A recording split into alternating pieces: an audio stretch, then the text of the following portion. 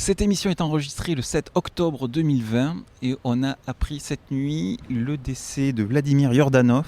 Alors Vladimir Yordanov, c'est un acteur assez connu dans le cinéma français, surtout connu pour les seconds rôles, connu au théâtre également puisqu'il avait été reconnu, il avait obtenu un Molière du meilleur acteur en 2016. Mais pour nous, c'est aussi et surtout le papa de Kostia, notre compositeur. Toute l'équipe de Claque s'associe à Thierry et moi-même pour présenter nos condoléances à la famille et nos pensées vont vers eux. Moi j'étais alors pas un fan parce que je ne connais pas non plus suffisamment sa carrière, mais j'étais très admiratif de Vladimir Yordanov, c'est quelqu'un que j'appréciais beaucoup. Et pour moi c'était là justement la petite blague de se dire que Kostia, que je connaissais depuis à peu près un an, était son fils et je l'ai appris ça un peu après. Et voilà, c'était assez rigolo de se dire qu'on avait cette collaboration-là. Voilà, moi je pense à plein de choses qu'il a fait. Il y a beaucoup de gens citaient Un air de famille dans les hommages que j'ai vus. C'est vrai qu'il était assez prononcé là-dedans. Il avait fait des collaborations avec Jaoui Bakri puisqu'il était également dans Le goût des autres, dans lequel il était délicieux comme tous les acteurs de ce film. Et il avait rejoué avec Lapiche, il avait fait plein de second rôles. Je pense à Une petite zone de turbulence. On l'avait vu il y a pas longtemps dans L'Aventure des Marguerites. C'est pas forcément glorieux, mais ça faisait toujours plaisir de le voir. Voilà, moi c'est quelqu'un en tout cas dont j'appréciais la présence, j'appréciais le personnage, j'appréciais l'humour également. On va le voir dans le prochain OSS 117, donc Alerte rouge en Afrique Nord de Nicolas Bedos, dans lequel il jouera Armand, après Pierre Bellemare du coup. Il me tarde de voir ça aussi et je pense qu'on versera notre petite larme à ce moment-là, quoi. Donc voilà, pensez à la famille, pensez à Kostia surtout, qui est quand même notre copain et qui doit traverser une phase assez difficile, et du coup on va quand même lui dédier cet épisode à ce cher Vladimir. Voilà. On lui dédie l'épisode à lui et sa famille. Et on va tâcher de faire un épisode comme d'habitude, parce qu'en faisant la gueule pendant 1 heure, ça le fera pas revenir. Non, c'est sûr. Bonne écoute à vous. Bisous. Bisous. Et bisous, parce qu'on fait toujours des bisous, et là c'est le moment de faire des bisous.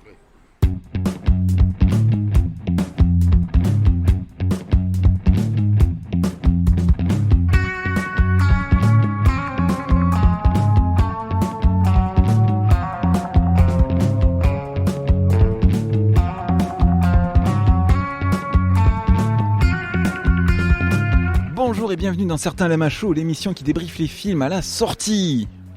Salut Thierry. Salut Thomas. Cette semaine au sommaire de la télé-réalité iranienne avec Yelda, la nuit du pardon, une guerre familiale avec Mon grand-père et moi.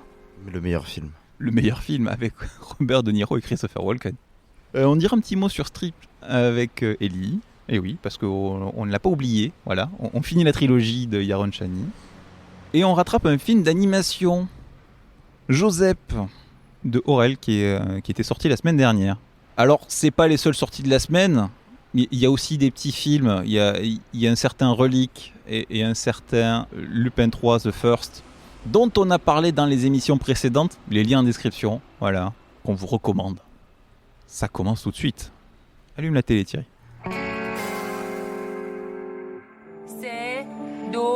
1 استودیو آنتن بسم الله الرحمن الرحیم به نام خداوند بخشنده مهربان سلام. درست اون ساختمونی که می‌بینید منزل مردی وجود داره که مهمان سال گذشته توسط همسرش به قتل رسید. قتل عمد که نکردم آقا. حکمت قصاصه. مریم کمیجانی سالها با تنها دختر ناصر مونا زیاد دوستی و ارتباط کاری داشت. فقط میگی زیا آقا بود. مونا برام خواهری کرد، منم پشیمونم. همین. بزن بریم بیرون دیگه. بشین عزیزم بشین. Ressorti aujourd'hui, Le Grand Pardon avec Roger Hanin. C'est pas une pub pour les pastilles Valda ? Valda, Le Grand Pardon. Bienvenue dans les années 80. C'est un truc qui se passe dans une pharmacie où c'est ça, tu files du Valium à des gens pour qu'ils te pardonnent. C'est terrible. Bon, bref. On va où là avec ça ? On va pour un re-enregistrement là. On va pour la refaire. Non, allez, plus sérieusement. Ouais, on dédramatise un peu parce que là c'est une soirée, une journée pleine d'émotions. Oui, on a besoin de rigoler et croyez-nous, c'est pas parce qu'on a ri pendant 1h30. Hein. Voilà, non. Ah oui, non, un film qui fait pas rire du tout. Yalda, La nuit du pardon, de film iranien de Massoud Bakshi, inspiré d'une émission télé iranienne. Une merveilleuse émission télé. Une jeune femme de 22 ans est condamnée à mort pour avoir tué son mari. Enfin, ne pas avoir appelé les secours. Mais bon, bref, pour le meurtre de son mari, en gros. Hein. Et sa seule chance de salut, c'est qu'elle réussisse à obtenir le pardon de la fille de son mari. en soi c'est déjà un film, mais il se trouve qu'en Iran, ce pardon est mis en scène dans une émission de télé. Et donc c'est l'occasion de, pendant une grande soirée, on reconstitue l'affaire, on fait échanger la condamnée, la famille, il y a de la chanson, il y a une actrice qui passe, c'est bonne ambiance, c'est très très bonne ambiance, et donc ce film est inspiré de ce genre d'émission. Et surtout, il y a le vote des téléspectateurs, quoi. Ah oui, le vote par SMS, bien sûr. Tu veux qu'elle soit pardonnée? Envoie un par SMS. C'est de bon goût. Et puis c'est tiré d'une émission qui a vraiment existé. Alors je sais pas si elle existe toujours, cette émission. Donc la joie, la bonne humeur, hein, avec moi. Les trublions. Les trublions, voilà. Quand il faut se marrer, ils sont toujours là. Donc Thierry et Ellie, vous les avez entendus. Voilà. Bonjour. On parle télé-réalité, il est là, hein, Ellie, n'est-ce pas? Il fallait. En plus, ça dure pas 12 heures, mais pas loin, donc c'est une bonne nuit qu'on passe en compagnie des personnages, quoi. C'était ça ou l'intégrale de Séduction Haute Tension. Il a dit je m'en fous, je veux de la télé-réalité cette semaine. Bon, heureusement, on a quand même trouvé un compromis intéressant. Alors du coup, cette émission. Bah, je trouve le film plutôt intéressant, surtout en fait dans sa partie télé-réalité, on va dire. Mais je trouve qu'il y a tout un portrait de la télé, de l'hypocrisie en fait de cette émission, qui est assez bien foutu, avec comme vous l'avez dit, les votes en direct des téléspectateurs, l'influence en fait très pesante de la production sur le déroulé en fait. On sent qu'ils veulent absolument tout guider, quitte à saccager les vraies pensées des personnages. Et de ce point de vue-là, c'est très intéressant. Je pense vraiment que le film n'est jamais meilleur en fait que quand il montre l'envers du décor. Et après, quand on s'intéresse au contenu, c'est plutôt intéressant, mais je pense que le film aurait gagné par exemple à être peut-être plus centré sur le personnage de la fille de la victime en fait, Mona Zia, avec son vrai dilemme justement sur est-ce que oui ou non elle doit mettre en avant, utiliser son droit du talion en fait, qui est au final un peu mis de côté pour privilégier le côté un peu pathos, dramatique autour de la femme qui aurait commis le meurtre du mari. Et de ce point de vue-là, je pense que le film se perd presque un peu avec toute la sous-intrigue liée à l'enfant qui va prendre beaucoup de place et délaisser, je pense, tout le côté très grinçant en fait du film lié à est-ce qu'on va laisser ou non cette femme utiliser son droit et comment est-ce qu'elle va elle-même réfléchir aux conséquences potentielles de cet acte. C'est assez expédié au final dans les 10 dernières minutes du film, alors que ça aurait pu être beaucoup plus prenant. Mais sinon le montage est très bon, je trouve. Il y a toute une capacité à jongler entre justement la télé-réalité et le vrai drame intime qui se joue, qui est plutôt bien orchestré. Et la mise en scène aussi reflète ça très très bien. On est vraiment plongé avec des plans séquences dans les coulisses, etc. pour nous faire vivre l'instant présent. Et voilà l'enjeu quand même d'une peine de mort qui est là, qui plane sur cette affaire qui est mise en avant en mode c'est sensationnel, c'est la folie, c'est faites entrer l'accusé, mais version tu peux vraiment mourir à la fin de l'émission quoi.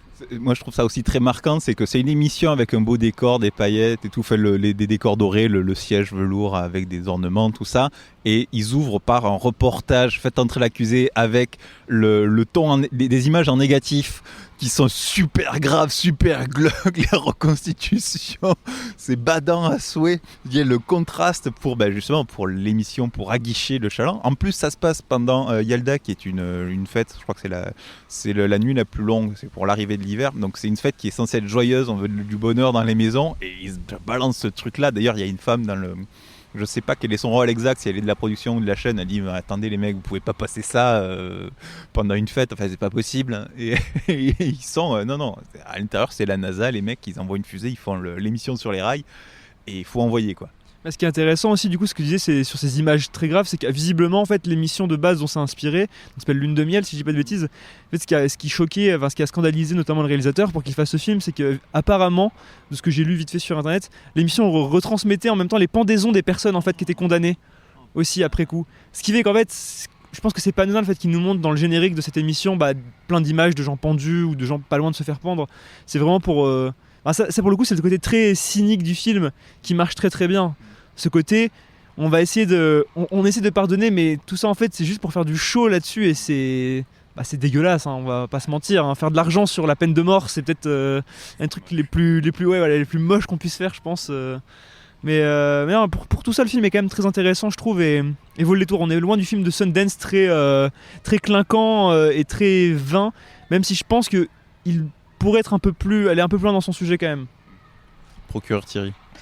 C'est assez grinçant en fait, mais c'est vrai qu'au final, ce que tu disais Ellie, moi je pense qu'on se serait peut-être centré beaucoup plus sur la sur la fille de la victime si on avait été dans un film classique de procès, en se disant clairement, il n'y a que cette personne qui peut potentiellement décider, ça se passe en huis clos, ça se passe en décision de justice, et ça devrait se passer comme ça. Non, on devrait abolir la peine de mort, mais ça c'est un autre débat. Mais dans un cadre comme ça, oui, ça devrait se passer. Vous avez le choix de porter plainte ou pas, de continuer à aller là-dedans. C'est vous, la personne victime, c'est vous qui avez la décision. On est avec elle, on est avec les gens qui essaient de lui parler, de lui dire le fais pas ou fais-le, voilà. Sauf que là, on rajoute en plus la pression nationale, on rajoute en plus la pression du clinquant et du suspense, on rajoute les enjeux du producteur qui, lui, indirectement, décide un petit peu de ce qu'il a envie dans cette finalité-là, quoi. Ils se disent, attends, qu'est-ce qui va faire apporter le plus d'audience ? Est-ce qu'on la sacrifie ou pas, la gamine ? Le gars n'en a rien à branler, hein. Et c'est toute cette espèce d'hypocrisie folle qui rend ce sujet assez intéressant, même si moi malheureusement je me suis emmerdé comme un rat mort et j'ai trouvé ça très très chiant. Mais d'un autre côté, je me dis c'est aussi notre regard très européen où on est plus habitué à quelque chose de peut-être plus choquant quand on traite ce genre de sujet. Je me dis que pour l'Iran ça doit être assez choc, il faut penser comme ça aussi. Mais en fait, moi je me suis posé plusieurs questions, je me disais mais qui peut produire un truc pareil, mettre en scène ce genre de truc ? Surtout qui regarde, hein, parce qu'au final, il y a 13 millions de personnes qui ont voté oui et 7 qui ont voté non, je crois, c'est un truc comme ça. Voilà. Dans le film, ils sont 20 millions à avoir voté. Voilà. Donc il y a quand même 20 millions de personnes dans ce film dont on nous annonce qu'ils regardent ce genre d'émission. J'imagine que c'est pas très loin des chiffres réels. Le producteur annonce 30 millions de téléspectateurs. Ah ouais. C'est encore pire. Donc voilà, donc il y a quand même 30 millions de personnes qui regardent. Et le pire, c'est qu'il y en a peut-être qui regardent en se disant ah là là, c'est affreux, vous vous rendez compte de ce qu'on regarde ? Ouais, mais tu regardes quand même, tonton. Et voilà, c'est tout aussi cette espèce de délire voyeuriste de la télé-réalité où les gens regardent parce que c'est malsain et parce qu'indirectement ils s'en foutent tellement de ce qu'ils votent, ça les fait jouir de regarder ça. Parce qu'on leur offre ça et ils sont contents de le regarder, sinon ils boycotteraient ce genre d'émission. Moi ça me révolte plus sur ça que limite le sujet de cette personne qui doit mourir ou pas. Je l'ai pas trouvé annexe, mais je m'en fichais un petit peu face à me dire mais qui fait ça ? Alors après, à la défense du spectateur, alors certes, il y a une part de voyeurisme, mais il y a aussi une identification au personnage, parce que c'est quand même une histoire de mariage, de second mariage. Donc avec la fille, d'ailleurs la fille qui doit pardonner, c'était une amie d'enfance de l'épouse qui est accusée. Il y a beaucoup de choses, donc au niveau de l'identification et au niveau culturel local, il y a beaucoup de choses qui rentrent en jeu. C'est un peu plus complexe que ça. Mais bon, effectivement, il y a quand même ce côté malsain. Oui, ce genre de choses télévisées, ça rend malade, quoi. Évidemment, et c'est pour ça que tu peux faire des reportages derrière, une fois que l'affaire est bouclée, tu vois, pour en parler. Ou tu fais, ou t'en parles aux informations. Tu fais un fil rouge, il y a des fils rouges sur ce genre d'enquête dans plein de pays. Je sais pas si en Iran c'est le cas, mais sûrement, qui vont te suivre des condamnations, des procès, qui vont te les montrer en direct, mais où t'as pas à voter pour savoir quelle va être l'issue du truc, quoi. C'est surtout ça, là où je me dis, en plus, on te dit clairement, hey, tu veux faire ton devoir de citoyen, alors crève ou pas. C'est quand même chaud de se dire que des personnes qui ne sont pas concernées par cette histoire, même s'ils peuvent s'identifier, ont un droit décisionnaire dessus, même si évidemment il n'y a qu'une personne qui peut mettre le glas sur cette personne réellement, mais il y a quand même des gens qui ont le droit tout à fait de donner leur avis, de dire je suis pour, je suis contre et d'influer. C'est chaud. Ça me rappelle, je crois que Robert Hossein avait fait un spectacle comme ça sur un procès, alors je sais plus quel procès, je ne me demandez pas, je sais pas, mais les spectateurs pouvaient voter pour la fin, pour le délibéré du jury, si tu veux. Mais à travers le dispositif, en même temps, c'est un peu ce que le réalisateur nous met dans cette position en fait, du téléspectateur, parce qu'il y a tous les plans qui filment l'émission, quand elle a commencé, sont les plans des caméras de télévision, et le montage est comme si on regardait nous-mêmes l'émission. Du coup, on est vraiment placé dans cette position du téléspectateur, et nous-mêmes, même si on n'essaye pas forcément, on se fait un avis sur ce qu'on entend, et on essaye de se dire, est-ce qu'elle devrait pardonner, est-ce qu'elle devrait pas, etc. Enfin, je pense que il y a toute une réflexion un peu méta là-dessus qui est proposée à travers le dispositif de mise en scène. Qui, encore une fois, moi je pense que, moi, je suis d'accord avec Thierry, je trouve que le plus passionnant dans ces deux sphères, c'est la sphère vraiment coulisses, où vraiment on analyse le processus derrière, comment est-ce qu'on va mettre en scène un tel truc qui ne devrait même pas exister, et à côté du drame qui lui pour le coup est peut-être un peu moins prenant. Mais je trouve qu'il y a quand même un petit tour de force justement dans cette espèce de paradoxe en fait. Enfin, vraiment, on critique et en même temps on nous met dans la position de ceux que nous-mêmes on trouve abjects, quoi. Donc c'est assez intéressant là-dessus. Oui, parce que nous aussi au final, alors on n'a pas le choix de ce qui se passe, mais on choisit de regarder ça. Et du coup, oui, on est en effet, on devient nous aussi ces voyeuristes qui assistent à ce truc-là jusqu'au bout et se posent des questions sur le dénouement. Alors moi, petite reco, perso j'y pense, alors j'ai dû le recommander plusieurs fois dans le podcast, mais je le remets, parce que voilà, après, voilà. Sur les coulisses de la télé-réalité et la manipulation que peut avoir la prod, notamment sur ce qui se passe, alors c'est sur une émission moins grave quand même, c'est Unreal, la série Unreal sur le... C'est sur Unreal Tournament, le non. jeu Alors non, ça s'écrit pareil, mais en fait non. Ça aurait été grave là. Non, putain, je veux cette émission. les coulisses de la retransmission de Unreal Tournament. Non, Unreal c'est les coulisses d'une émission genre Le Bachelor. Donc évidemment, c'est Le Bachelor, l'enjeu n'est pas le même, hein, voilà. Mais les manipulations derrière, c'est bien sale. Ah bah Marjolaine elle est millionnaire, hein. Voilà. Greg le millionnaire, tout ça. C'est vrai qu'il y avait Greg le millionnaire aussi. Oh là là, ces gens merveilleux. Voilà. Et d'ailleurs, ça me fait penser qu'il y avait aussi Burning Love qui passait sur Canal, qui est une parodie de Bachelor, et que Canal est en train d'en faire un remake. Avec Jonathan Cohen là qui va sortir. C'est ça, ouais. Ça a l'air super intéressant et en fait, quand je vois l'annonce et quand je vois le roster, il y a un panda, il y a un déguisement de panda qui est le même sketch qui était dans le premier épisode ou le deuxième épisode de Burning Love, donc voilà.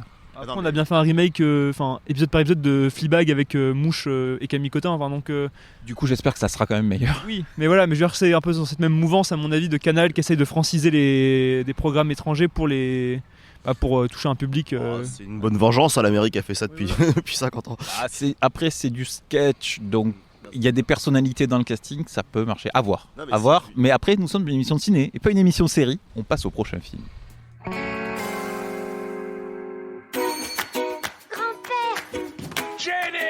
Il m'a mis dans la chambre de mon petit-fils et lui, c'est lui plus fort. Le grenier, jamais de la vie. On rend pas les choses plus difficiles qu'elles le sont. Je hais ma vie.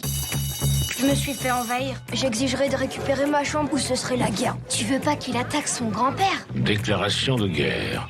T'as quelque chose qui m'appartient et je veux le récupérer. Mademoiselle, il faut que tu répondes sur ce genre d'agression peut pas être ignoré. Je suis son grand-père. Il n'osera rien me faire. Je vais tuer ce gamin. Bon alors Thierry, une de tes lubies, un des films que tu veux voir depuis très longtemps, c'est Monster Car. Un film scénarisé par un enfant de 6 ans. Très très envie de voir Monster Car. Bon alors, on n'est pas loin dans l'idée du projet, là c'est un film produit par un gamin de 11 ans. Ça c'est fort. C'est très très fort, le petit Trey Peart, ou Peart, je ne sais pas, bon bref. Qui a lu un bouquin à l'école, qu'il aimait beaucoup, un livre de Robert Kimmel Smith. Il a beaucoup aimé, il a cherché une vidéo sur YouTube, sur Netflix, tout ça. Il n'a pas vu d'adaptation, il n'a pas trouvé d'adaptation. Donc il s'est dit, mais il faut en faire une. Et il en parle à ses parents. Bon, alors ça tombe bien parce que ses parents sont producteurs. D'accord, quelle chance. Et donc ça nous donne cette magnifique adaptation de The War with Grandpa, Mon grand-père et moi. Magnifique comédie. C'est beau parce que c'est pas des producteurs quelconques, hein. Genre ils se sont dit bah tiens pour ton petit film mon gamin on va te ramener Christopher Walken, Robert De Niro, Uma Thurman. C'est génial. J'aime beaucoup ces papas producteurs, ces parents. C'est ça. Alors en plus c'est un film sur la vieillesse un peu, sur la perte de moyens parce qu'on a un Robert De Niro qui joue un papy qui perd ses moyens. Donc sa fille pour s'occuper de lui le fait venir à la maison. Voilà, mais bon, par contre, comme la chambre n'est pas extensible, elle lui donne la chambre du petit, et le petit-fils donc va devoir vivre au grenier. Et comme il n'est pas très très content, il va faire la guerre à son papy pour récupérer sa chambre, et ça va être un festival de blagues et de farces. Hein, voilà. Il y avait des comédies aussi, hein. Il y avait d'autres comédies, il y avait des comédies familiales avec Bouchou et parents d'élèves que vous n'avez pas voulu voir, donc vous avez voulu voir la comédie américaine, mais en même temps, je vous comprends, il y a Robert De Niro, le Gérard Darmon américain, Christopher Walken, le Thierry Lhermitte américain, et Uma Thurman, la Marianne Chazelle américaine, je vous comprends. C'est quand même génial de se dire que Robert De Niro, tu vois, dans les 2 dernières années, il a joué Bernard Madoff, il a joué dans The Irishman de Scorsese, et voilà celui que l'on choisit d'avoir en salle. Voilà. Alors, avec moi, toujours Ellie et Thierry. Quand on parle comédie, Marwan Raplik, évidemment. Ah, évidemment. Hein. Surtout les bonnes, hein, celles qui sentent très très bon. Alors, décrépitude de la vieillesse, on avait Relique, dont on a parlé la semaine dernière. sur le côté horrifique. Ici, on est sur le côté comédie, mais est-ce que ça fait pas quand même un peu plus peur que Relique ? J'aime beaucoup ce que tu annonces. Bah, ça fait peur parce que ça a été produit par un enfant de 11 ans. Mais déjà... Il est pas tout seul, il y a 37 producteurs. Voilà, c'est un truc de genre de... C'est un repas de famille, tu vois. On se dit, bah tiens, on va faire un truc avec De Niro, pourquoi pas. Mais les producteurs exécutifs, je veux dire, il a donné les $10 de sa tirelire à gros mots, quoi. Je veux dire, cherche pas plus loin. Non, mais il paraît qu'il a participé à l'élaboration des blagues, il a rajouté un peu. Ouais, finalement, c'est bien, c'est que c'est l'un des premiers films à avouer ils ont un gamin de 11 ans qui fait le scénario, quoi. J'aime beaucoup, tu vois, qui font les blagues, parce qu'en général, ils le cachent, genre comme Kairon pour son dernier film, comme le blague de Toto, tu vois, on dit que c'est des vrais scénaristes, qu'on travaille le truc, mais en fait, non, c'est bien d'avouer que c'est des gamins qui le font. Alors bon, mais pour tenir ça, il y a quand même un vrai réal. Je tiens à le préciser, il y a Tim Hill, donc qui est le réalisateur, scénariste déjà de Bob l'éponge, donc ça c'est vachement cool. Réalisateur du Bob l'éponge là qui va arriver cette année, du Bob l'éponge 2020, mais aussi réalisateur de Hop, Alvin et les Chipmunks et Garfield 2. Ça suit son cours. Hein. Ouais. J'étais pas au courant pour Bob l'éponge, ça m'énerve parce que c'est un des films que j'attends le plus de cette année, bordel. Mais bon, enfin, Tim Hill n'est pas celui qui scénarise, donc, parce que c'est le créateur de Bob l'éponge, sont merveilleux. Lui, bon, bah, il dit juste action. Arrêtez, laissez-moi croire qu'il a rien à voir dans ce projet. Je veux pas descendre Bob l'éponge avant qu'il ne sorte, s'il vous plaît. Bref, cette guerre ce festival de blagues, ce festival de farce, on va dévisser les meubles, on va mettre du dentifrice dans les gâteaux. On fait exploser les sièges, on fait des... Non, quand même, il y a de la cascade, puisqu'on a quand même une partie de balle aux prisonniers sur trampoline, avec De Niro et Christopher Walken, quand même. Mais la preuve que c'est écrit par un enfant de 11 ans, c'est que cette scène-là, elle a été écrite comme un climax. Et genre, quand on pense que ça va être fini, ça reprend. Pour le plus grand calvaire d'Ellie. Et ça finit sur un combo anniversaire fête de Noël. C'est beau. Et parce qu'évidemment, dans toutes les familles américaines, les petites filles adorent avoir des chambres excessivement roses avec des licornes et plein de trucs du Père Noël parce que elles sont obsédées par Noël, évidemment. Elle est trop mignonne, la petite fille. J'imagine trop, genre les scénaristes, quand ils écrivaient le projet, ils sont en mode, alors faut qu'il y ait Noël, un anniversaire. Oh, un anniversaire sur le thème de Noël, génial. T'es genre en mode bien content, bien fou. On a trouvé le concept du siècle. C'est génial, c'est extraordinaire, j'adore. Bon alors, je reviens sur ma comparaison horrifique et je me tourne vers celui qui était caché derrière son siège pendant tout le film. Ellie. Non, mais en fait, maintenant, je compatis avec Thomas. Enfin, je comprends Thomas quand on l'emmène voir des Hong Sang-soo ou des trucs comme ça. En fait, je comprends ce ressenti que tu as des fois. C'est cette détresse intérieure que tu... Tu sais, c'est trop fort en fait. Tu t'es dépassé par ce qui se passe. Trop d'émotion. Mais vrai, exactement. Et tu te demandes juste quand est-ce que ça va se terminer. Mais ça, au bout de 5 minutes. Et c'était absolument fou ce qui vient de se passer. Enfin, j'en perds mes mots. En fait, je pensais déjà dès le générique. J'ai compris qu'on allait avoir affaire à un sacré film, quoi. C'est-à-dire que les mecs ont fait ça sur Paint à 2h du matin, complètement torchés, je pense. Les lettres qui défilent comme ça. Ah, non mais c'est fabuleux quand même, le fond bleu et tout. Non mais on aurait dit un mauvais dessin animé déjà. Et en fait, c'est un épisode de sitcom nul qui est beaucoup trop long en fait. Mais sauf qu'il manque juste les rires préenregistrés. Mais bon, on les avait dans la salle parce qu'il y avait une mamie qui trouvait drôle toutes les blagues à peu près. Enfin, moi je. Ouais, tout le public cible était conquis visiblement. Enfin, moi j'étais plus public cible, j'étais mort, tu vois, je dépassais leur stade, tu vois, genre même sans être vieux. Mais c'est affligeant, enfin je sais pas, enfin y a rien qui va, enfin en fait c'est des évidences, y a même pas besoin de le dire en soi, c'est que ça crie sa nullité à chaque seconde. Non mais c'est vrai, c'est juste déprimant. On voit même, il y a une réplique à la fin où Thomas et moi on s'est regardé, on a explosé de rire. De Niro n'y croit même plus. À la fin, je sais même plus ce que c'est la réplique, mais c'est nul. C'est après tout l'espèce de climax, enfin le 8e climax pendant la fête d'anniversaire Noël. Je crois qu'il y a De Niro qui se lève, qui dit une phrase, mais genre un peu en mode punchline. Mais on dirait juste un automate qui a plus de batterie, quoi. C'est. Et la morale, c'est que la guerre, c'est pas bien. Oui, et voilà. En plus, le film se permet de sortir une réflexion politique à partir de ce truc. Non mais en mode, c'est limite. Non mais. On va comparer cette guerre entre un grand-père et son petit-fils à ce qui s'est passé avec le 11 septembre et les conséquences de la guerre en Irak, limite. Enfin, c'est presque ça, quoi. C'est regarder l'escalade de la violence qu'on a pu provoquer avec les États-Unis. Parce que ta gueule. Enfin, c'est non. C'est terrible. Vraiment, je comprends même pas. Enfin, il y a un côté un peu drôle. Il y a des scènes qui marchent un peu. Enfin, on a un peu de l'affection pour ces acteurs. Christopher Walken. Enfin, moi, je l'adore et c'est peut-être celui qui m'a fait à la fois le plus pitié et un peu le plus rire, quoi. C'est qu'il est complètement en roue libre, mais il y a des moments où ça donne un truc très, très jouissif, genre la scène où ils font les kairas pour emmerder un des bullies du collège. Je pense que Christopher Walken est parfait. Vraiment, il a sa capuche de loupard, il a son petit le collier en or avec le symbole dollar limite là, ou New York, je sais pas quoi, et il fait le thug là comme ça, il fait « Oh, tu crois que ça va se passer comme ça et tout ?» avec sa grosse voix. C'est drôle, mais tout ça pour ça, quoi. Enfin, ça dure je sais pas combien. Il dure combien de temps le film? 1h38. Ah, mais voilà, enfin, j'ai vu Out One qui dure 12h30. Je peux vous jurer que j'ai l'impression d'avoir vu 4 fois Out One là, hein, et c'est un cauchemar ce qui vient de se passer. Enfin voilà, c'est peut-être la pire séance de ma vie. Non. Ah si, Viens plus souvent avec nous pour voir les comédies françaises, mon gars. Hein. Mais non, parce que ça, étant donné qu'on savait pertinemment que ça allait être pas bon, voilà. On peut pas non plus se permettre de dire que c'était une des pires séances. C'est pas comme si t'avais des attentes énormes. Mais c'est vrai que ça ne finit jamais ce truc. Hein. Il y a constamment des blagues et des blagues et à chaque fois que tu te dis c'est bon là, c'est la fin du film, non, ça repart. Moi, j'y étais allé en me disant.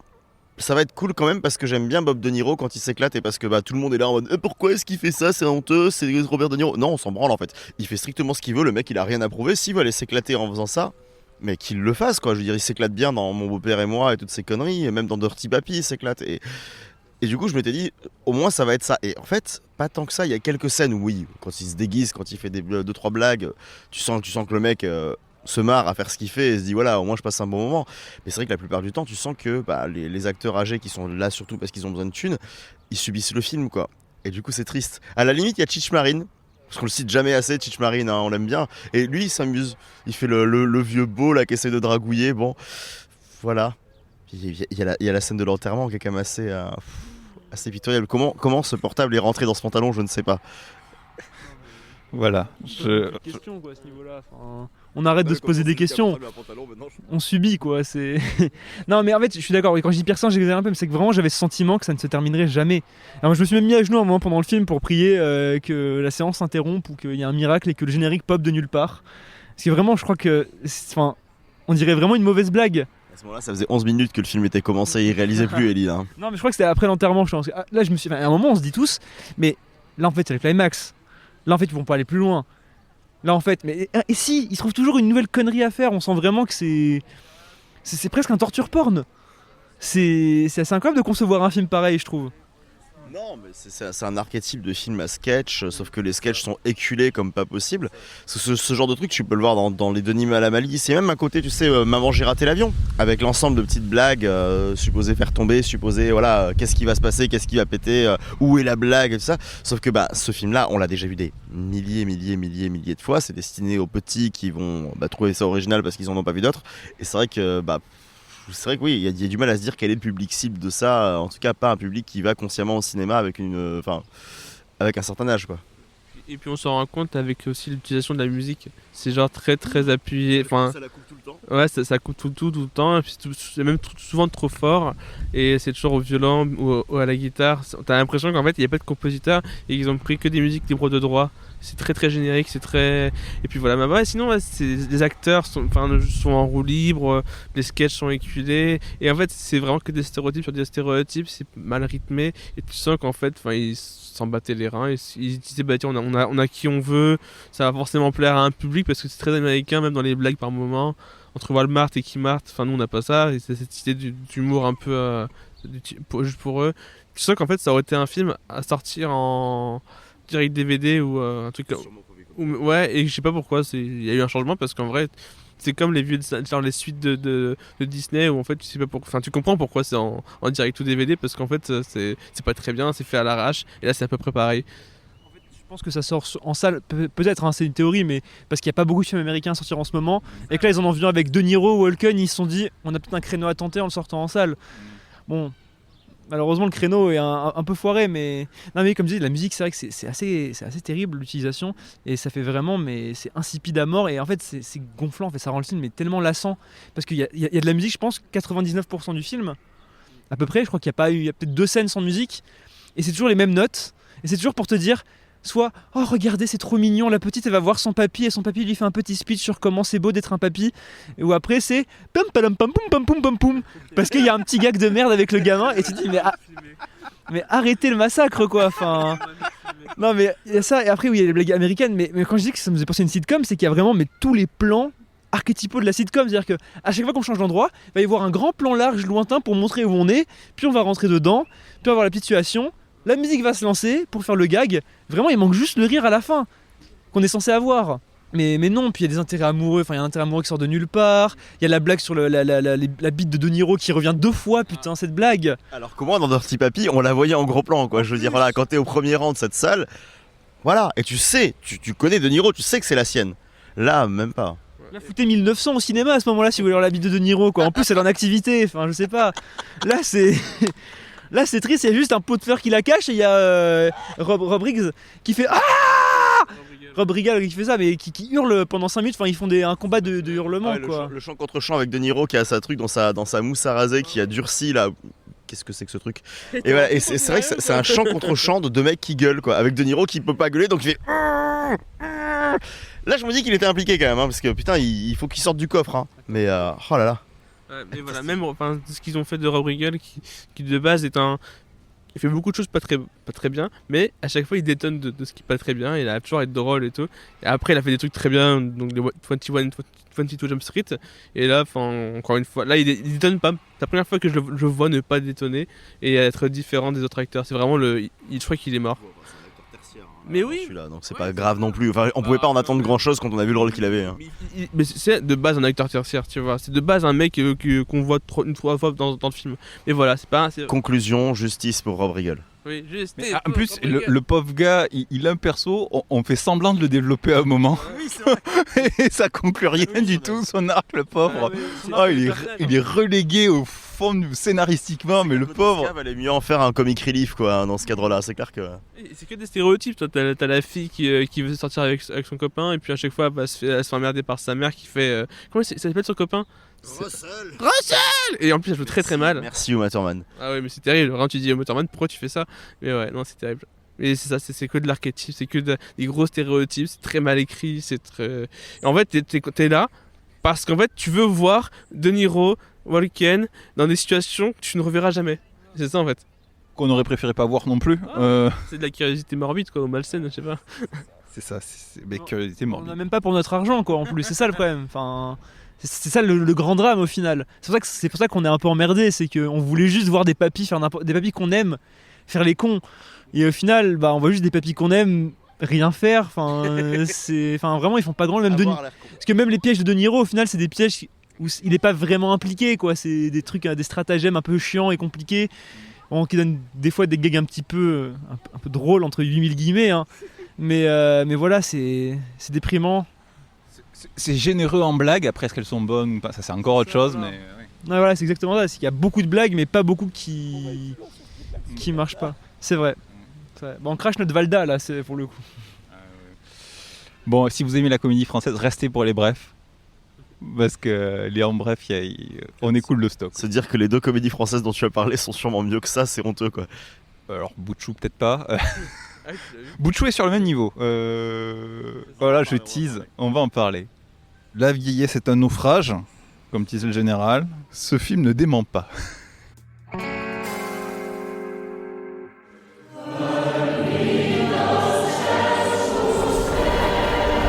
1939, ça te dit quelque chose? 500 000 réfugiés cherchent un abri en France. Tu crois qu'ils méritaient ça? Les fils de fer barbelés dressés pour laisser mourir de faim, de froid, de maladie, frappés, humiliés. Régalez-vous. Il y avait bien quelques gestes. Tenez, c'est pour vous. Sembla que estiguis esperant algú amb moltes ganes, oi? Sí, la meva promesa. Allez, bougez-vous les fesses. No passaran. Allez, petit rattrapage, film d'animation, non pas Lupin, on en a déjà parlé à Deauville. C'est très bien, on vous conseille d'y aller, avec Relique aussi, c'est très bien, allez-y. Non, là c'est Joseph, film sélectionné à Cannes 2020 par le dessinateur Aurel, c'est son premier long métrage. Film qui retranscrit le passage de l'artiste Joseph Bartoli dans les camps de concentration français en 1939.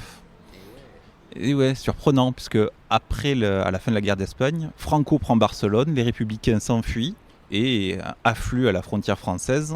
Et les autorités françaises, face à cette affluence d'Espagnols, les regroupent dans des camps de concentration. Et c'est pas joli, pour rester poli et familial. Un film d'animation très BD animé, et avec une armée de voix. Dans le rôle de Joseph, Sergi Lopez. Et à ses côtés, Gérard Hernandez, Bruno Solo, David Marsay, François Morel, Valérie Lemercier, Thomas VDB, Sophia Aram et bien d'autres. Sacré casting. Avec moi, j'ai une bande de personnages de BD. Donc alors, Thierry et Ellie toujours, et Éléonore qui nous rejoint. Ça va, Éléonore? Très bien, et toi? Comment tu as trouvé ce film, Joseph? Ouais, direct.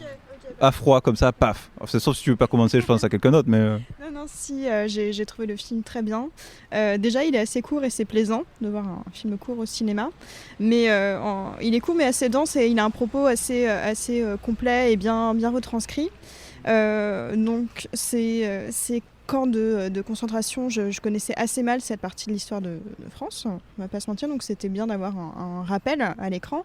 Et plus que donc toute l'atrocité, donc, qui est très bien retranscrit, c'est très bien dessiné. Il y a toute cette histoire un petit peu de transmission et de passage qui est très intéressante, qu'en fait l'histoire est racontée, c'est un grand-père, donc... on va peut-être pas forcément dire qui est ce personnage qui raconte l'histoire à son petit-fils qui aime dessiner, donc petit-fils adolescent, et donc il y a toute cette histoire du rapport au dessin qui peut être transmis parce que du coup tangible et existant, qui est très touchant, et on sent que c'est un petit peu ce qu'a voulu faire Aurel, qui lui-même est dessinateur, donc de parler d'un autre dessinateur. Enfin c'est cette histoire de transmission qui m'a beaucoup plu. Thierry?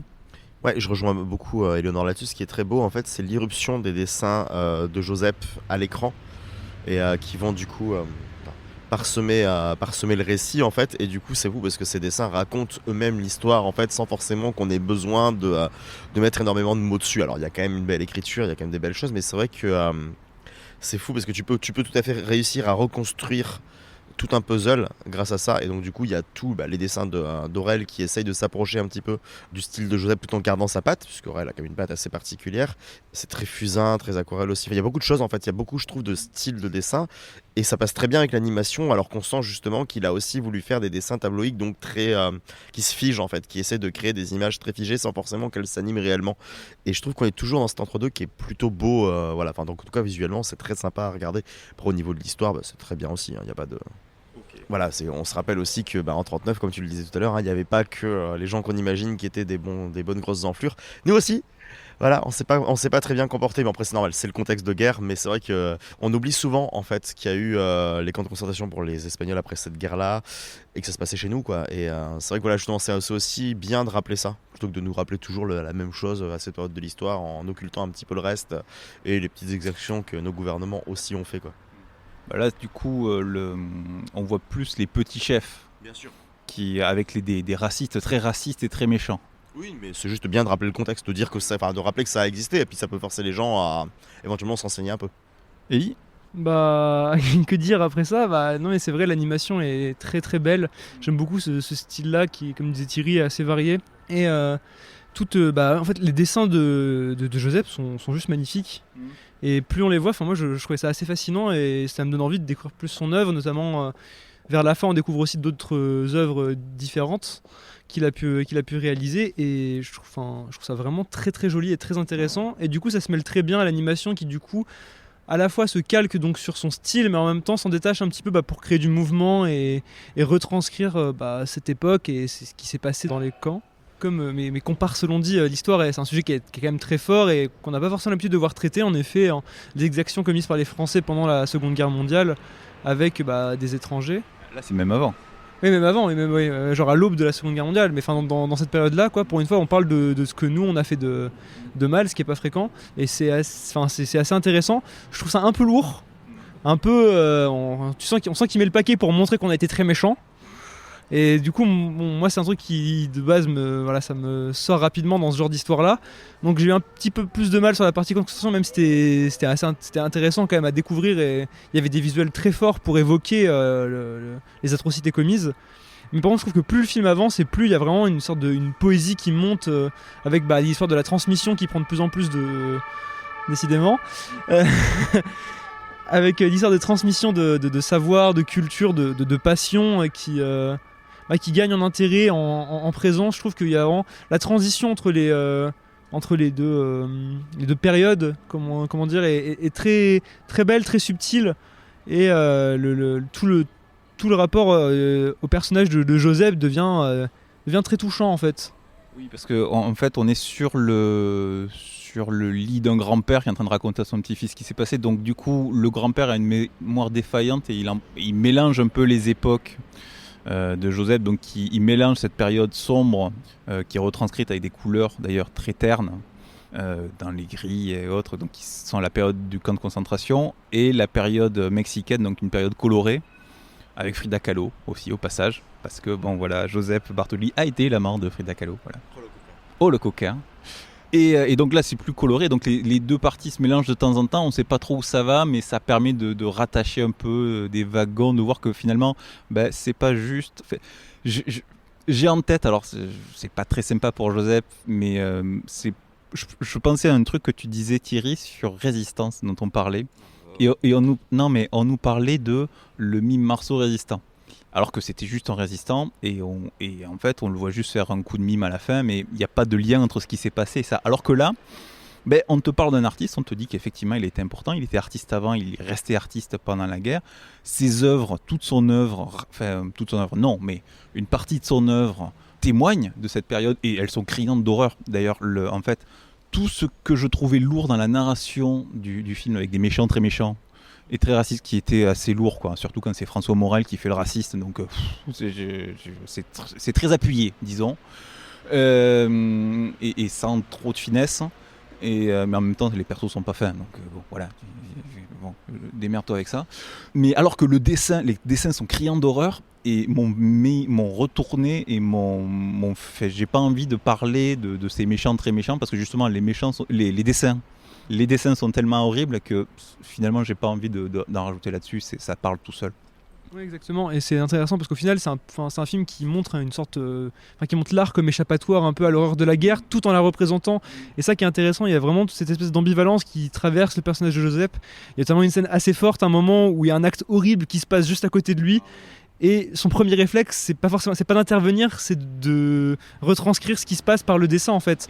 Et je trouve que cette scène est assez éloquente sur qui il est et sur son rôle en fait. C'est vraiment, du coup, d'un côté c'est pas héroïque son comportement parce qu'il a un peu l'âge dans cette situation là, mais d'un autre côté il va devenir un témoin de l'instant, pour le futur de ce qui s'est passé. Et je trouve que c'est ce que les dessins arrivent à véhiculer tout le long du film, à travers le montage qui est très très fort aussi. Je trouve il y a des très très beaux raccords entre certains dessins, on a vraiment l'idée c'est comme si on lisait une BD en fait, avec en plus les mouvements des personnages qui ne sont pas vraiment fluides, mais qui sont les personnages qui se téléportent, on va dire, d'endroit à endroit.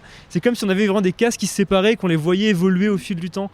Et du coup je trouve que ça contribue à donner une fluidité au récit qui nous entraîne dans ce mouvement d'horreur, puis progressivement d'onirisme et de poésie.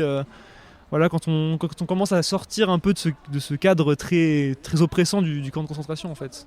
C'est ça, ouais. Et puis ce style qui est très... Moi je pense à de la BD animée, parce qu'en fait, pas tout le temps, parce que l'animation va évoluer suivant les époques de narration, mais c'est un dessin qui bouge un petit peu, puis on va passer à la case suivante, et ainsi de suite, qui évoque ça, et qui d'ailleurs est un hommage d'ailleurs au dessin de l'auteur aussi également, et au passé de dessinateur du réel.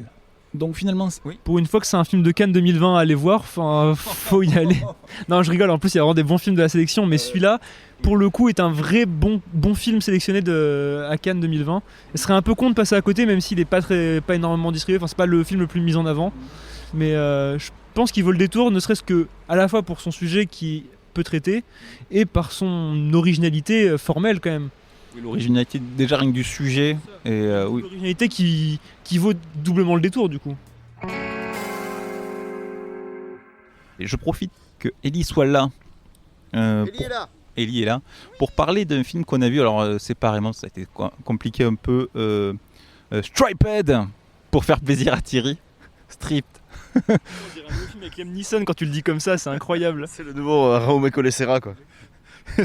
Stripped de Yaron Chani, la suite entre guillemets, la troisième partie d'un triptyque composé avec Chained et Beloved qui était sorti cet été, dont vous avez déjà parlé dans cette émission. Cette fois-ci, on ne parle plus de Rachi et Abigail. Voilà, désolé Thierry, je suis navré. On va se concentrer sur les personnages d'Alice et Ziv qui sont voisins, et voisins aussi des autres personnages des autres films. Ça se passe en même temps, mais en même temps c'est en parallèle, c'est pas exactement la même histoire, mais ça synthétise un peu. J'ai pas envie de trop en dire parce que ça se révèle au fur et à mesure et il y a le plaisir de la découverte. Donc Ellie, qu'est-ce qu'on peut dire sur ce film ? Déjà moi je pense que c'est celui que c'est même sûr, c'est celui que j'ai le plus aimé des trois en fait au final, parce que il se tient complètement en un seul film. Même si on n'a pas vu les deux autres, il y a juste des parallèles qui sont faits à 2-3 moments en fait, avec des personnages qu'on voit ou des scènes qui, si on a vu les deux autres, donnent encore plus un côté un peu confère à l'ambiance, on va dire, d'un côté un peu malsain. Mais comme tu dis, c'est un film qui prend son temps et qui peu à peu gagne en intensité et en puissance. C'est très insidieux en fait, c'est très très dur, mais sans qu'on s'en rende compte. Et c'est très intéressant, cette espèce de double parcours en fait, on peut le dire. En gros, on va donc suivre Alice qui semble avoir des problèmes, qui fait des grosses crises d'angoisse, de panique et qui du coup essaie de surmonter ça alors qu'elle est romancière, elle a beaucoup d'obligations.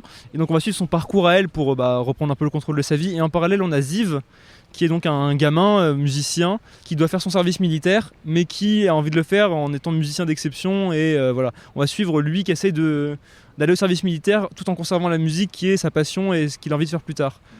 Et en gros, c'est juste le destin croisé de ces deux personnes qui, de prime abord, n'ont rien à voir. Et en fait, tout le film va s'amuser à essayer de les relier et nous montrer un nouveau versant de la société israélienne et une nouvelle étude des rapports hommes-femmes, comme depuis le début de la trilogie, en fait. Sauf que voilà, là, on est vraiment sur un canevas très différent. Et je trouve que la force du film, c'est vraiment cette espèce de déconnexion initiale entre les deux histoires. Et voilà, ce montage alterné qui est très très bien construit et qui gagne, mais qui devient tellement glauque à force, et que c'est très prenant et très marquant en fait, je trouve, des trois films, même si Chained avait quand même une conclusion quand même qui était pesante, on s'en souvient bien. Celui-là est encore pire parce que c'est vraiment comme si on nous insérait du poison et que l'effet grandissait petit à petit jusqu'à la conclusion, quoi. Donc je trouve ça vraiment très intéressant, et ça ne fait que confirmer quand même que Yaron Chani, même si on était tous d'accord que c'était un peu perdu sur Beloved dans sa trilogie, il a quand même du potentiel avec son style très réaliste, très même naturaliste dans la représentation de la société. C'est très efficace et il arrive à révéler des choses qu'on n'imagine même pas et qui font mal en fait et qui ont besoin de ressortir. Et c'est très fort. C'est ça. En plus, c'est un film, il a tourné les trois films en même temps. En fait, il voulait faire un film, puis il avait tellement de matériaux qu'il a décidé de couper en trois. Et moi, j'avais très peur. J'avais très très peur qu'on ait des chutes en fait, ou au début j'ai vu ces deux personnages, je savais pas où ça allait, je me suis dit bon allez, il nous continue les deux autres films et il sait pas où il va et on ne sait pas où on va non plus, et en fait c'est vrai que dans le dernier quart, ça se révèle, son intention se révèle et c'est saisissant, c'est glaçant et ça m'a complètement retourné. Je te rejoins aussi, c'est mon préféré des trois parce que c'est celui qui m'a le plus terrifié. Vraiment, et en même temps c'est pas il y a une note d'espoir sur la fin, c'est léger hein, mais il y en a quand même une et je trouve que c'est quand même une bonne synthèse des deux parce que Chained c'était une descente aux enfers, Beloved c'était une renaissance, là on a un peu les deux qui se mêlent. Je ne dis pas qui descend aux enfers et qui renaît, hein. Voilà, mais les deux destins sont croisés. On a les mêmes histoires, le truc qui faisait flipper, on a la télé qui tourne en boucle, qui est la même, tu vois. Il y a une histoire de violeur en série qui tourne dans le quartier, ça passe à la télé dans Chained, et ben là ça passe aussi à la télé en boucle, hein. On a cette angoisse, cette ambiance pesante dans le film, il se ressent. S'il y en a qu'un des trois à voir, je conseillerais celui-là. Oui, je suis complètement d'accord. Pour moi, c'est celui qui synthétise tout et qui peut se voir indépendamment des deux autres en plus, qui est une grande force quand même. Et ce qui est très intéressant, et encore plus que Chained, qui déjà le montrait un peu, c'est vraiment toute la réflexion sur comment les médias, la société en elle-même est un cercle vicieux en fait. Et que l'écriture des personnages dans celui-là est beaucoup plus fine, je trouve, que dans Chained. Et c'est ce qui en fait peut-être encore plus sa force, on va dire. Il joue moins sur le... Parce que là où Chain, on avait quand même Rashi qui était un personnage qui était quand même plutôt antipathique et on se doutait que ça allait être compliqué avec lui tout le long. Là vraiment les deux personnages pour le coup nous sont présentés sous de beaux jours, on va dire. Et c'est ce qui fait le fait qu'on sache pas trop où ça va et qu'en même temps on se fait avoir au final par le film quoi. Et ça raconte énormément de choses parce que on recroise des personnages. Il y a les personnages, surtout une qu'on avait vue dans Beloved, mais on pensait qu'elle était secondaire, en fait pas tant que ça, parce qu'on la recroise dans ce film-là. Et il y a aussi un passage, c'est que il y a des passages floutés. Alors c'était déjà le cas dans les précédents parce qu'on floutait les corps, mais là le floutage a un sens encore plus grand, je trouve, parce qu'il y a des... Là, à un moment, il est sujet de porno, il est sujet de prostitution, et là on floue tout. C'est-à-dire qu'on floue l'écran du porno, bon ça, ok. Mais à un moment, il y a une scène avec des prostituées, on floute le corps et on floute le visage aussi, ce qui donne un côté impersonnel et déshumanisé, et qui explique aussi, du coup, un rapport d'un personnage dans sa construction, ou sa déconstruction. Et je trouve que, du coup, là, ce qui était censé ne pas nous détourner du regard, en fait, prend un sens encore nouveau ici. Donc je trouve que c'est très malin à tous les plans, là encore. Et pourtant, et le flou, si vous avez vu les précédents, en fait, vous voyez ce qu'il y a derrière le flou. Voilà.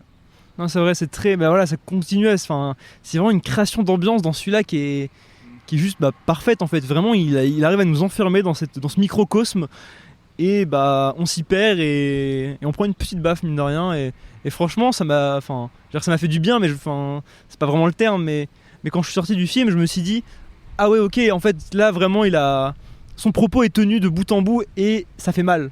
Et je pense que c'est un film qu'il faut aller voir, qu'il n'a pas une grosse distribution, je sais même pas s'il est encore en salle actuellement.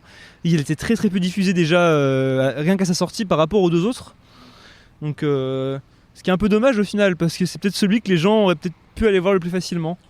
Oui, enfin, après il y a eu les deux autres qui sont sortis d'un coup, ensemble, parce que c'est vrai que pour les apprécier c'est peut-être mieux. Moi je conseille de voir les trois, mais si vous avez la possibilité d'en voir qu'un, privilégiez celui-là. Voilà. Après, non, les trois se complètent. Hein. Les trois se complètent bien. Allez, fin de la semaine. Les films en bref. Voilà, alors j'ai donné de ma personne. On est dans la continuité de Mon grand-père et moi, mais côté français, hein, les belles comédies, avec rattrapage de la comédie familiale Bouchou. Alors j'ai pas envie de m'attarder là-dessus, film d'Adrien Piquet-Gauthier, bon, très bien. En gros, on pourrait prendre la critique qu'on a faite de Mon grand-père et moi et la copier-coller, limite, c'est-à-dire qu'on a un beau casting. Donc autour de Stéphie Selma et Lannick Gautry, on a Carole Bouquet, Gérard Darmon, Clémentine Sélarié, Pascal Nzonzi et même Armelle qui passe pour un petit rôle. D'ailleurs on ne sait pas ce qu'elle fout là, mais elle pop, voilà. Et c'est une espèce de téléfilm, on dirait un programme court entre pubs, hein, vous savez, les scènes de ménage ou ce genre de truc, mais qui a été étalé sur 1h30 avec une succession de sketchs et de situations. Pas toujours très drôle, mais bon, pourquoi pas. Et ça s'enchaîne, c'est en gros c'est un couple installé à Paris qui vient d'avoir un gamin, un petit bout de chou. Et les grands-parents se battent pour savoir où les parents vont aménager, est-ce qu'ils vont rester à Paris ou est-ce qu'ils vont s'installer à la campagne, au Pays Basque. Voilà. On a des personnages caricaturaux, ok, très bien. On a des vannes qui pourraient marcher, hein.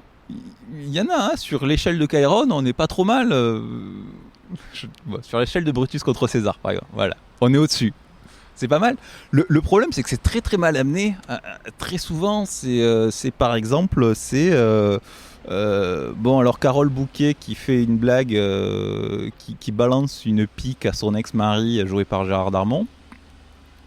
Donc en gros, Gérard Darmon dit « Ah, regardez, il me ressemble, il a mes yeux ». Je fais « Non, ici il a ça et il a pas de bol ». Puis elle soulève le drap « Ah, il a ça aussi ». Bon, tout le monde a compris qu'il parlait de sa bite, mais il faut que Pascal Nzonzi arrive et fasse « Ah, il parle de son kiki, oh, c'est drôle ». Et là, du coup, t'es dans le malaise, quoi. C'est-à-dire que s'ils en sont à t'expliquer les vannes, c'est compliqué. Et pareil, il y a Carole Bouquet qui débarque à l'hosto alors que le bébé va naître. Du coup, elle a plein de paquets de sacs de shopping, tu sais, elle en a plein partout. Elle dit « Ah, c'est pour le bébé ». Et du coup, Nzonzi, il met la main dans un des sacs au hasard, il soulève, c'est un escarpin adulte. Et du coup, on a compris. Pas besoin d'insister. Il fait, je suis sûr que ça va lui plaire. Mais pourquoi tu la rajoutes cette phrase en fait ? Et en fait, c'est que des lourdeurs, c'est que du mal amené, c'est du mal réglé. Et bon, c'est triste. C'est très triste. C'était assez triste de se dire qu'on se demandait mais pourtant qu'est-ce que vous êtes en train de faire avec Pascal Zonzi dans Premier de la classe ? C'était parce qu'après il y avait Bouchou et que du coup on va peut-être relativiser l'autre. C'est triste. Voilà, donc tu sens que ça a été calibré pour passer entre 4 pauses pub sur la 6 ou W9 ou je ne sais quoi, donc voilà, bon bref. On passe, par contre il y avait une autre comédie, encore du familial, et Parents d'élèves, par Noémie Saglio, qu'on connaît plus parce qu'elle avait écrit Connasse. Ah, Planqueur aussi, oh, hein, c'était pas aussi glorieux. Avec Vincent de Dienne et Camélia Jordana. Donc Vincent de Dienne qui joue le babysitter d'un petit garçon, du petit Bart. Il l'amène à l'école et tout parce que sa mère est une mère célibataire et donc elle peut pas s'en occuper, elle bosse et tout. Et pour le conseil de classe, comme elle peut pas y aller, elle paye le babysitter Vincent de Dienne pour aller en conseil de classe. Bon, il accepte déjà pour un. Et puis le petit le fait passer pour son père. Et comme Vincent de Dienne craque le béguin pour la maîtresse, qui est Camélia Jordana, du coup il va jouer le jeu, il va se faire passer pour le père, et donc il va se faire passer pour un parent d'élève, et il va se faire embarquer, malgré lui, dans ce clan, cette tribu étrange que sont les parents d'élèves. Voilà. Donc une bonne comédie française comme on les connaît, c'est-à-dire un groupe social, les parents d'élèves, un mensonge pour intégrer la communauté, une trahison parce qu'il est amoureux, un intérêt amoureux, mais trahison de l'intérêt amoureux, puis ensuite non finalement ça va, puis on dit la vérité, puis finalement tout le monde est heureux à la fin. Bon, très très classique. C'est mignon, c'est pas désopilant, mais c'est plutôt mignon, il y a des réflexions intéressantes, il y a un cas qu'on n'aborde pas souvent, c'est-à-dire que l'enfant, pourquoi est-ce qu'il demande à Vincent de Dienne d'être son papa ? C'est parce qu'il n'en a pas. Son papa est un spermatozoïde d'une banque de sperme, voilà. Donc c'est intéressant, bon, c'est assez sensible. C'est pas le film de l'année non plus, voilà. Et pour ceux qui avaient peur que ça s'en prenne aux profs, non, absolument pas, ça s'en prend aux parents d'élèves qui sont des gros tarés et qui se projettent sur leurs gamins, voilà. On embrasse Jules de Melon. Bien, enfin bref, si vous avez survécu à mon grand-père et moi, vous pouvez aller voir ces deux-là. Mais bon, je pense qu'il y a mieux à voir au Cinoche. Malgré tout, est-ce qu'il y a des recos ? Thierry n'a pas de recos. Alors, effet étrange, Thierry n'a pas de recos. Non, mais on peut passer à autre chose, je réfléchis par rapport au film qu'on a vu. Éléonore, est-ce que tu aurais une reco ? Je vais changer un petit peu de registre et je vais parler du coup d'un article de blog. Il n'y a pas très longtemps, la blogueuse Bon Chic Bon Genre a sorti un article sur la psychophobie dans le cinéma. Et c'est un sujet dont on ne traite assez peu. En général, on parle des problèmes de sexisme, de racisme, de représentation des femmes et des minorités, mais assez peu des représentations des maladies mentales. Et donc elle a décidé de s'y atteler et de manière assez intéressante. Et notamment, elle termine par un entretien avec Dan de Lyon, qui tient le blog Le Temps des Cerises, donc cette personne est schizophrène et explique du coup assez bien son expérience et en quoi c'est important de représenter de manière assez authentique les maladies mentales à l'écran pour éviter d'avoir des problèmes juste des mauvaises représentations et du coup d'être considérés comme dangereux, alors que très clairement c'est plus souvent les personnes qui sont malades, qui ont des maladies mentales, qui sont stigmatisées et non pas l'inverse. Donc c'est assez intéressant, donc je vous conseille d'aller voir. Je pense qu'on mettra le lien quelque part dans la description. Et outre cela, elle fait toujours des dossiers passionnants et aussi également des entretiens avec des créatrices qui parlent de cinéma sur le web, vraiment très intéressant. Donc pour ceux qui se plaignent à chaque fois que c'est toujours les mêmes qu'on voit sur Twitter, YouTube et compagnie, c'est pas vrai. Donc vous pouvez aller voir sur le blog et vous aurez une liste de gens passionnants à suivre. Okay. Ellie, une reco ou pas ? Allez, Ellie a toujours une reco, il a toujours une dans le sac. Toujours. Dans le sac, exactement. Non, et là, je vais parler d'un film que j'ai vu avec Éléonore et Thierry et Marwan, qui n'est pas là avec nous, mais le week-end dernier, qui s'appelle Possession d'Andrew Zulawski. Un film donc réalisé par un monsieur polonais avec Isabelle Adjani et Sam Neill et qui raconte grosso modo la séparation d'un couple sans vraiment de raison, mais c'est vraiment le déchirement pur d'une relation amoureuse au cœur de Berlin-Est en fait. Et c'est un film qui nous a tous pas mal retourné quand on est sorti de la salle dimanche. Et ce qui est très fort en fait, c'est tout le rapport en fait à la folie en fait qui se dégage du film. La mise en scène est complètement habitée, la caméra ne fait que voler partout, elle entoure les personnages. On a beaucoup de plans séquences qui s'enchaînent et on a surtout le personnage d'Isabelle Adjani qui s'effondre psychologiquement peu à peu en fait à mesure que le film avance jusqu'à nous livrer des scènes mais qui mettent très très mal.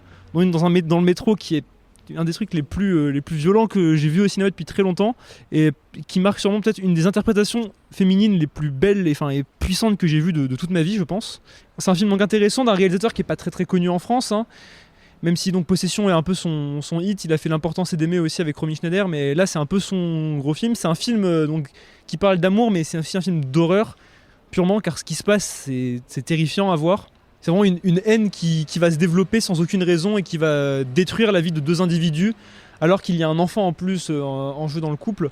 Et il y a tout un contexte aussi donc avec la ville de Berlin qui, par sa séparation, évoque le couple, évoque aussi bien sûr le communisme et l'oppression d'un système. Enfin, c'est un film qui est d'une densité mais énorme et qui pourtant ne dure que 2 heures et passe tout seul en fait. C'est un rouleau compresseur.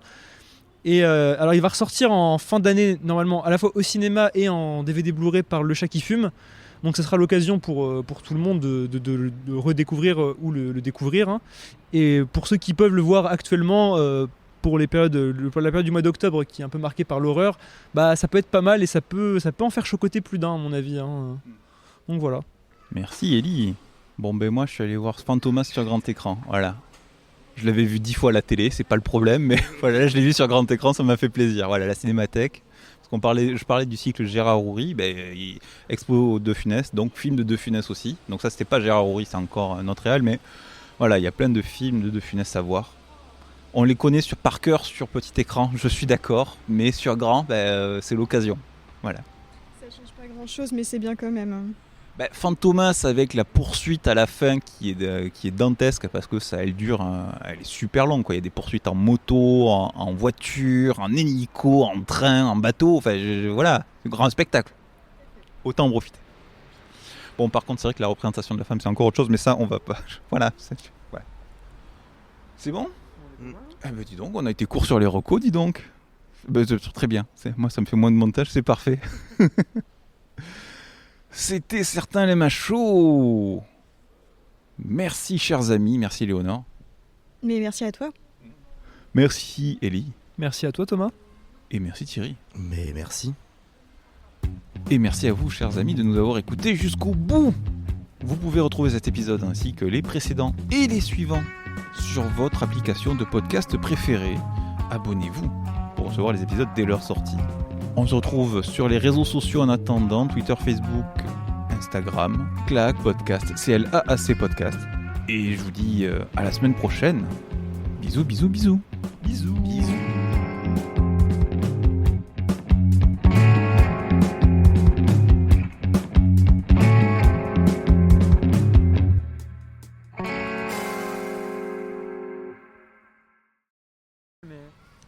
À Thierry, on m'a fait remarquer la semaine dernière que tu ressembles beaucoup à François Damiens sur les affiches de Mon Cousin. Oui.